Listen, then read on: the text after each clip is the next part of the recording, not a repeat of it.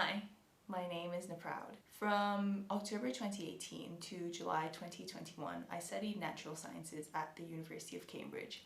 As of last month, I graduated with a first class honours. For the first 2 years of my degree, I mainly studied maths and physics subjects, and in my final year, I studied history and philosophy of science. In this video, I hope to give the most truthful picture I can of Cambridge, or at least how I experienced Cambridge. While watching this video, I just kind of want to remind the viewers that I am just, one person, one student. This is one opinion and also a evolving one, so I would encourage you to take my opinion critically and also to seek other sources of information. So, was Cambridge worth it? Or for you, will Cambridge be worth it? So obviously it seems like the answer is going to be yes, right? Because Oxford, or Cambridge for that matter, is supposed to be like this amazing place, amazing top 10 universities in the world and that sort of thing. When you go there, you're supposed to have a academically rigorous and challenging experience. You're supposed to meet a lot of people who are like-minded. You can have the chance to go to lectures given by professors which are like the top academics in the field, as well as like make connections with people for your future career. After all of that is done, you even get to graduate with this like certificate which is like Cambridge, And not only just that, you also get to do it against like this nice backdrop of like historical buildings and beautiful gardens. Yeah. On the surface, it seems like it's all great, right? However, after having actually studied there, I kind of want to provide an alternative and possibly more grounded in reality experience about how it may not actually really be like that. In other videos I've seen that talk about this subject, a lot of people are going to cite work as the main reason why Cambridge might not be worth it. Namely, you have to do a lot of work. And this is something I totally agree with, but I don't think that is the whole story, and there's a slightly more to it than that. That's mainly what I'm going to be talking about in this video. So just thinking about like how you may have to be more disciplined and dedicated to your subject, and you may have to work harder or like do more hours of work than your peers at other universities, I think that that doesn't sound too bad, right? Like, in exchange for all the benefits you get. However, my main point in this video is that the workload is so much that you essentially may not be able to take advantage of the other benefits that Cambridge has to offer. And secondly, it may end up having a long-term negative impact on your physical and mental health and well-being.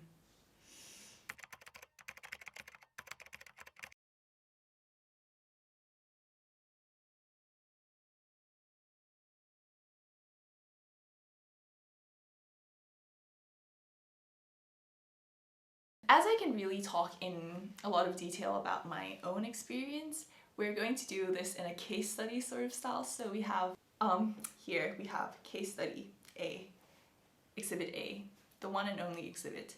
Naproud, the confused, naive, and innocent fresher. In my own personal experience, when I first entered university, I definitely found the workload extremely challenging. Actually, what am I saying? I shouldn't, I should be totally honest, right? Essentially, it was terrible. It was like really, really terrible. It was really bad. I just have no other way of putting it. It was really bad. My problem at the beginning when I first entered Cambridge was that I did go to all of the lectures. I attempted to understand things and do questions, like to submit my work. But the problem was I didn't really understand anything, so I couldn't really do any work. At that point, I was just kind of like, okay, it must be because proud you're not working hard enough, so you should work harder. So what I ended up concluding for myself during my time that I was going to be spending in Cambridge was that my priorities were as follows. Number 1, sleep. Number 2, eat. Number 3, work. And that was it. Everything else was just, I was just not gonna think about it because I honestly could not handle thinking about anything else. I just also want to make it clear that my intention was not like to be a good Cambridge student. I was not thinking about ranks. I was not thinking about like actually like even doing the work well. Sometimes I was just like, I just have to do whatever I can to be able to have some things to hand in at least, and not just like hand in like blank sheets of paper with nothing on them. But even so, I was struggling quite a lot in that situation. In retrospect, looking back on it, I do think that was a terrible way to go about things, but I do still sort of understand my mindset and where I was coming from in that time. So yeah, my general point is that because of the extremely how difficult the work is, it's possible that you may end up missing out on the benefits that Cambridge has to offer. Also, I would say that Cambridge does like provide all the things that they say they will provide, and like it's as advertised. It's just that if you have a lot of work, you may be prevented from taking advantage of the things that are meant to be, you know, the best things about Cambridge. I do think that if I were to have lived my life in that way for the next 3 years, it would not have actually been too terrible, even though it sounds pretty bad, but I mean, I would have like stayed alive and been fine, right? But the thing that you also have to consider is the impact on your mental health, which I think is like a huge issue in Cambridge. Specifically to Oxbridge, there's like 2 terms that are used to describe specific mental health phenomena. The first one is imposter syndrome, and that essentially means that you feel you don't deserve your place at the university. You feel like a fraud or an imposter because everybody else seems to know what they're doing but you don't, so maybe you think it's possible that I got in by mistake. The second thing is week 5 blues. Week 5 blues is when halfway through the 8-week term in Cambridge, you suddenly feel like hit by this exhaustion and demotivation, and you just really have a lot of work. I do think that being in a situation in which I was finding work really difficult all the time had like a pretty poor effect on my self-perception and my self-value and my self-worth. With week 5 blues, it was just kind of week 1, 2, 3, 4, 5, 6, 7, 8 blues. Just the general fact that there are these university specific terms which are used to describe like these mental health issues does really kind of say something. I remember there was this survey that was sent out, and the results were that like about half of Cambridge students suffer from some kind of mental health issue while they're there. So it is kind of, in my opinion, a large part of Cambridge culture.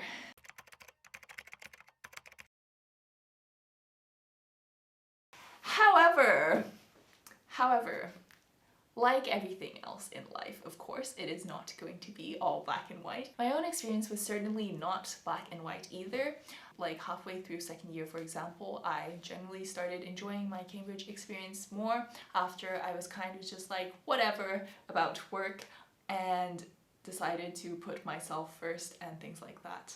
Even though my experience personally got better, it is still difficult for a lot of people who are there. If you go and look on CamFest, which is an anonymous confessions page for Cambridge University students, which I suggest you do, but critically, you will see that like maybe there's a lot of posts that have trigger warnings on them. I mean, I did kind of think about glossing over it in this video, but I thought it was kind of pointless because of how like integral it is to Cambridge culture in a way, or at least it was in my experience. I just kind of have like a general theory about Cambridge or top universities in general, and about like why a lot of students might not be that happy there. So firstly, you take all the students who are like the best student from their high school or whatever, right?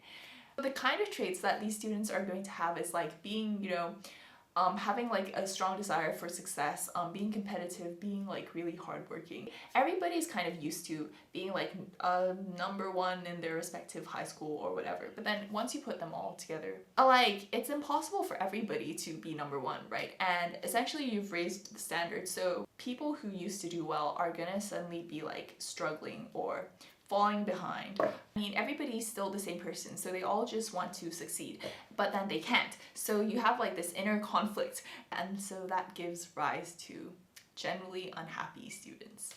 You end up getting like this environment where you have a lot of people being like, oh no, I must try harder, and they also have like a tendency to want to work really hard, so everybody just ends up overworking, stressing themselves out, being unhappy because they can't achieve the success that they want, and also nobody talks about it because everybody just likes pretending they are fine.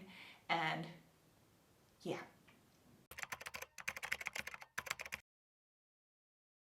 So from what I've talked about, I'm sure that you can conclude a lot of different things. It could be possible that I was not a good student and Cambridge accepted me by accident and my experience is an anomalous one, etc, etc. I can't really say with 100% certainty whether or not that is true, so I will leave that up to you to decide, but let's just say for the purposes of this video and my argument that that wasn't the case and I like represents like a general Cambridge student or whatever. In that case, my advice to you would be to not do what I did and be as like unextreme as possible in your mindset. Although I would say that Cambridge does not really support or encourage that kind of mindset that much. Try to live a lifestyle of balance. Accept yourself, love yourself. That's my advice. Lastly, I hope that it's clear to you that my intention is not to like defame the university or any university or like blame anybody for what happened. I hope this doesn't put you off applying to Cambridge because of the way I like structured this video and the topics I chose to talk about. And like I said, I really do hope that you do not like trust everything I say 100%. Well, actually you should, because I'm speaking truthfully, but like, you know, don't just like take my opinion as like what every student thinks or whatever. This is just my own personal opinion.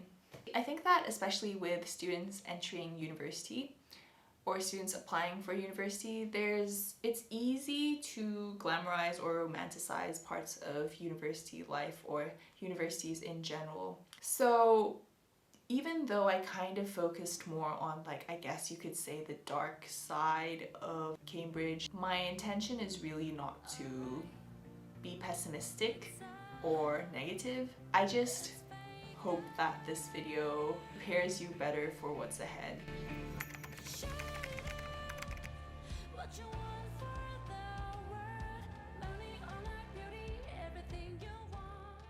If you asked me right now, I would still say yes, Cambridge was worth it. And if you would like to know why, just think about the reason you clicked on this video.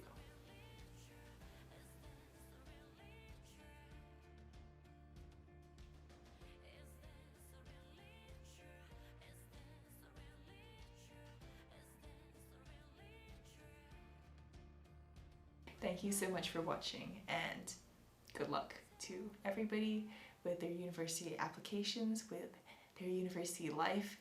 I hope everything turns out well, goes well, gets better, etc, etc. I hate to love you, so I love to hate you.